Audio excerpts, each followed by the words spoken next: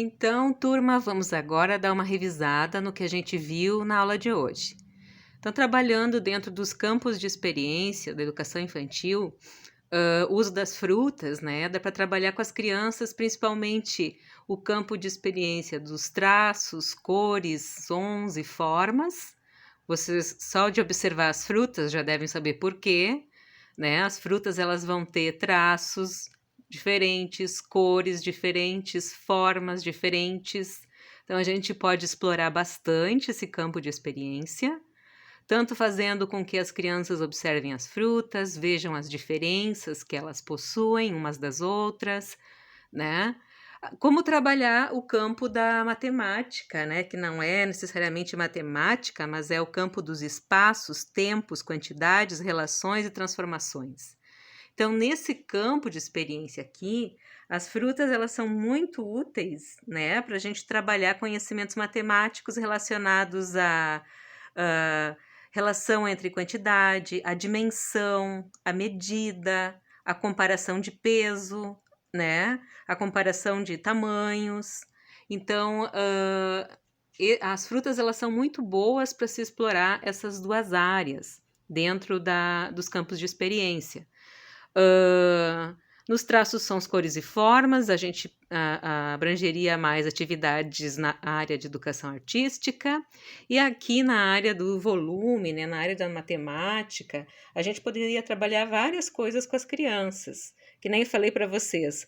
Aqui, abacate, manga e maracujá. Eu peguei 3 frutas bem parecidas, né, parecidas no sentido de ter o mesmo tamanho.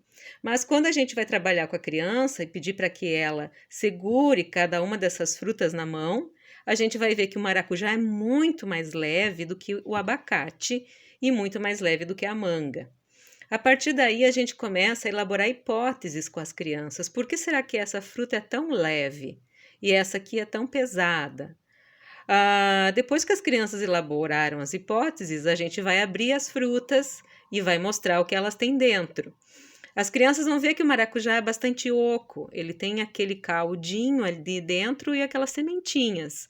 Mas comparado com o abacate, que tem um caroço gigantesco, né? E é uma fruta bastante massiva, bastante carnosa, que nem a manga, as crianças vão perceber que é o que é que faz uma fruta tão diferente da outra, né? Então, essas aqui são mais massivas, tem um caroço maior, né? A semente é muito maior. Essa aqui é quase oca, as sementes são pequenininhas, né? E várias hipóteses podem ser elaboradas, mas é interessante que se permita que as crianças elaborem suas próprias explicações antes de fazer a abertura das frutas e mostrar o que tem dentro.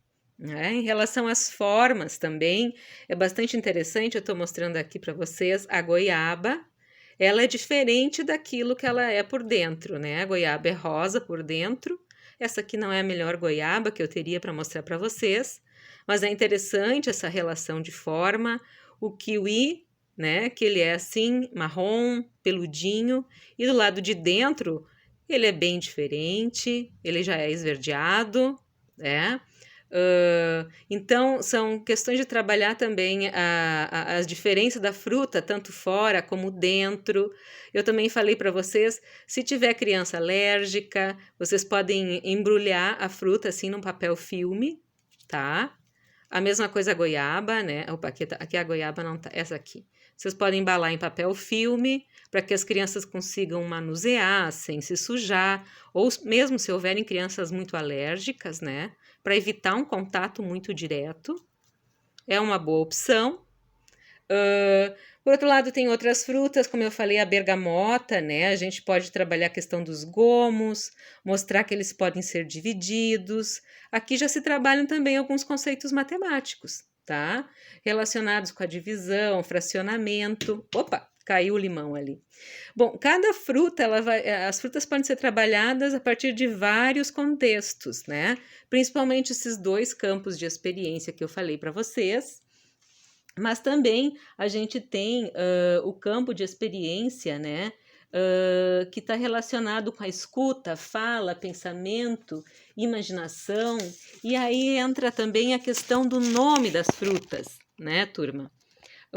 As frutas aqui, por exemplo, eu vou pegar uma bergamota e o mamão, tá?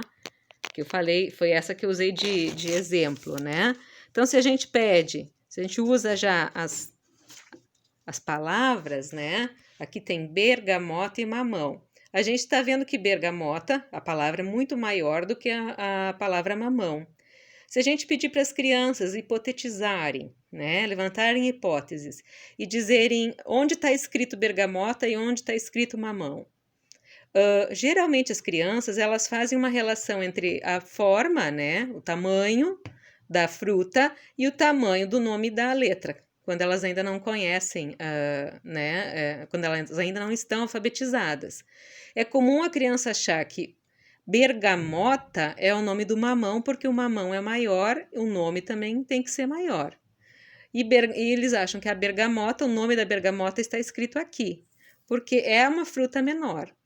Então, as crianças costumam fazer esse tipo de relação, né? E por isso já é bom ir trabalhando com elas desde cedo a percepção do nome das frutas. Não é necessariamente uma alfabetização, mas já é uma atividade que entra dentro do campo de experiência da escuta, fala, pensamento, imaginação, tá? Que a forma da coisa e a palavra às vezes não tem uma relação direta. Pode ser uma fruta pequenininha e o nome da fruta é bem grande. E às vezes a fruta é grande e o nome dela é pequeno. Outras questões são as relacionadas à linguagem, né? Olha quanta palavra nova tem aqui. Isso aqui enriquece o repertório das crianças, né? Tem a lima, tem o limão que eu deixei cair, tem a bergamota, abacate, manga, maracujá, maçã, goiaba, kiwi, né? O mamão, a bergamota. Então, são palavras que vão sendo introduzidas no vocabulário infantil. Além disso, a gente pode trabalhar questões como o cheiro, como o sabor, se elas quiserem provar, né? As questões relacionadas ao olhar, né? A gente já destacou bastante. E o tato também, que é a questão da criança tocar para sentir as diferentes texturas também das frutas, tanto do lado de fora como do lado de dentro. Então, tem vários campos de experiência que podem ser explorados aqui, junto com a questão do desenvolvimento sensorial também.